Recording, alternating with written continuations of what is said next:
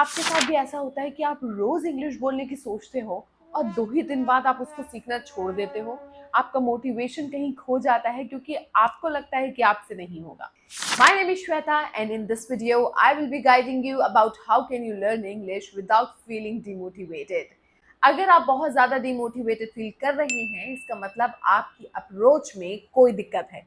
अगर आपकी अप्रोच सही है किसी भी चीज को सीखने की, तो आप कभी भी डिमोटिवेटेड फील नहीं करोगे। कभी कभी हम कोई भी चीज बहुत जल्दी सीखना चाहते हैं, ये भी एक रीजन हो सकता है कि आप डिमोटिवेटेड फील करते हो। आप चाहते हो कि आज आपने स्टार्ट करा है और कल से ही आप इंग्लिश बोलने लग जाओ। That can be a very big problem because instant result language learning में कभी नहीं आता। लैंग्वेज लर्निंग के लिए आपको वर्क करना पड़ता है, एफर्ट्स देने पड़ते हैं, प्रैक्टिस करनी पड़ती है। And if you are missing this part, it means that you are making a mistake and your approach is wrong. So guys, without any further delay, let's start the video and let's learn what is the right approach to learn English. बहुत सारे लोग जल्दी English इसलिए भी नहीं सीख पाते हैं कि उन्हें मिस्टेक्स का डर लगता है। आज डिफरेंट अप्रोच के साथ मैं आपको एक चीज समझाने की कोशिश करती हूँ। हमारे दिमाग में न्यूरोप्लास्टिसिटी होती है। इसका मतलब होता है to ability to change the nervous system. इससे हमारे दिमाग के नर्वस सिस्टम चेंज होते हैं और ये तब होता है जब हम कोई नई चीज सीखने की कोशिश करते हैं।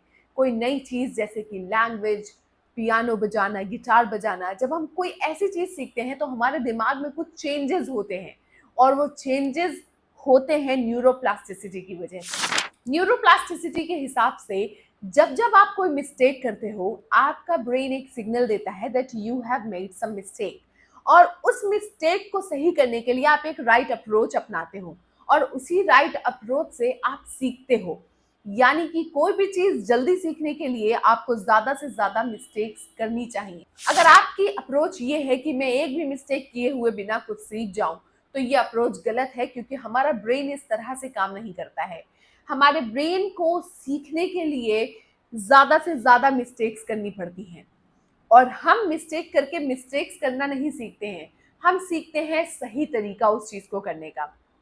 क्योंकि एक तरह से देखा जाए कि अगर हम बार बार मिस्टेक कर रहे हैं तो हमें बार बार मिस्टेक करना सीखना चाहिए, मगर नहीं। हमारा दिमाग करता है एक तरह से काम जहां पर हम सही तरह से काम करना सीखते हैं, ना कि गलत तरह से काम करना। अगर आपकी अप्रोच किसी चीज को सीखने की बिना किसी मिस्टेक की है, तो इस अप्रोच को तुरंत तुरंत छोड़ दीजिए और ज्यादा से ज्यादा भर भर के मिस्टेक करिए, क्योंकि हमारा दिमाग ही इस तरह से चलता है। अगर आप मिस्टेक नहीं करोगे तो सीखोगे नहीं। अगर आपको जल्दी सीखना है तो ज्यादा मिस्टेक करो और इम्प्रूव करो। आज की वीडियो में मैं आपको 3 ऐसे तरीके बताऊंगी जो कि सच में बहुत इफेक्टिव हैं, जिससे आप इंग्लिश बहुत कम टाइम में और बहुत जल्दी सीखोगे। हमारी पहली टिप्स जो है वो है लिसनिंग प्रैक्टिस। हाँ जी, आप सोच रहे होंगे मैम बोलेंगी ग्रामर रूल सीख लो, चलो ग्रामर की तरफ चलते हैं और सारे रूल्स को देखते हैं। नहीं गाइस, अगर आप इंग्लिश कम समय में बहुत जल्दी सीखना चाहते हो तो बस एक काम स्टार्ट करो, लिसनिंग प्रैक्टिस। यानी कि इंग्लिश वीडियोस देखना शुरू करो, इंग्लिश मूवीज देखना शुरू करो, इंग्लिश के पॉडकास्ट सुनो। इससे आपका माइंड धीरे धीरे डेवलप करेगा अंडरस्टैंडिंग ऑफ इंग्लिश। जब भी आप कोई चीज इंग्लिश में देखो तो सबटाइटल जरूर ऑन कर लीजिए। अगर आप बिगिनर हैं तो उन सबटाइटल्स को देख करके आप थोड़ा आइडिया लगाओ कि सामने जो सीन चल रहा है वो कहने की क्या कोशिश कर रहा है। धीरे धीरे करके आपका माइंड अंडरस्टैंडिंग डेवलप करेगा और अपने आप आपका दिमाग उस लैंग्वेज को अडेप्ट करने लगेगा। तो इंग्लिश सीखने का सबसे पहला और आसान तरीका है listening practice, watching something in English. अगर आपके पास बहुत ज्यादा टाइम नहीं है इन्वेस्ट करने के लिए कि मैं कुछ इंग्लिश में देख पाऊँ, मूवी देख पाऊँ, वीडियोस देख पाऊँ, तो आप एक काम करो, इंग्लिश में सुनना स्टार्ट करो। जब आप ड्राइव कर रहे हो तो अपना पॉडकास्ट लगा लीजिए इंग्लिश में। जो भी आपका इंटरेस्ट है उसके अकॉर्डिंगली आप सुनना शुरू करो और फिर देखो, you will see the real magic happening with you. Listening something और watching something in English can make your journey so fast and easy.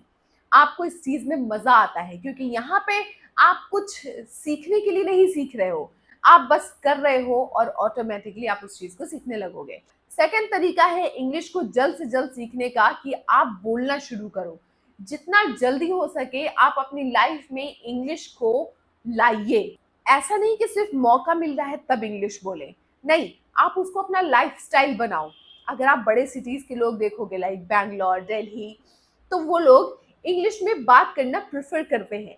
उनकी कोई मजबूरी नहीं है, उनको कुछ पास नहीं करना है, दे डू इट क्योंकि ये आपस में सब कर रहे हैं, यानी कि सब इस चीज को अपने लाइफस्टाइल बना रहे हैं। इंग्लिश में बात करना जब तक की मजबूरी है, सीखना नामुमकिन है। जब तक कि आप मजबूरी में सीखोगे, क्योंकि मजबूरी में कुछ काम सीखा नहीं जा सकता है, और लैंग्वेज एक ऐसी चीज है जब तक कि इंटरेस्ट नहीं होगा सीखना मुश्किल रहेगा। तो आपको क्या करना है, मजबूरी में नहीं, उसको अपनी लाइफस्टाइल में उतारो।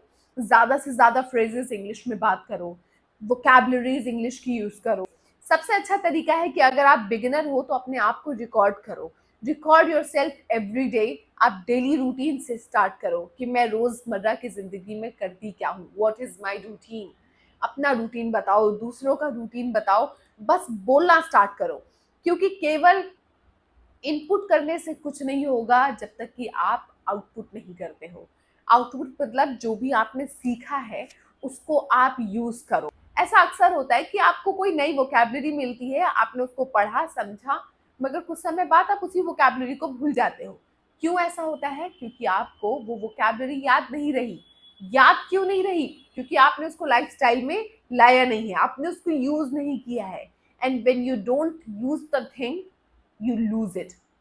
सो अगर आप लूज नहीं करना चाहते हो, स्टार्ट यूजिंग इट। जितनी आपकी अंडरस्टैंडिंग बन रही है उस हिसाब से आप बोलना स्टार्ट करो। हमारा जो थर्ड स्टेप है वो है वोकैबुलरी लर्निंग हैबिट। सबसे ज्यादा मुश्किल इंग्लिश बोलने में आती है तब जब हमें किसी चीज का मीनिंग ना पता हो कि इसको इंग्लिश में कहते क्या है, और ये हमें हमेशा होल्ड बैक करती है, हमेशा रोकती है बोलने से। अगर आप अपने आप को ऑब्जर्व करो तो आपको सबसे ज्यादा मुश्किल आती है अपने आइडियाज को एक्सप्लेन करने में कब, जब आपको उस चीज की मीनिंग ना पता हो, आपको पता नहीं हो कि उसको इंग्लिश में क्या कहते हैं, और ये आपको हमेशा पीछे रोके रखती है। आप बोलते नहीं हो क्योंकि आपको मीनिंग नहीं पता है। अरे भाई, मीनिंग नहीं पता है तो इसका मतलब ये थोड़ी ना कि आप स्टॉप कर लो, अपने आप को रुक जाओ कि मैं नहीं बोलूंगा, नहीं।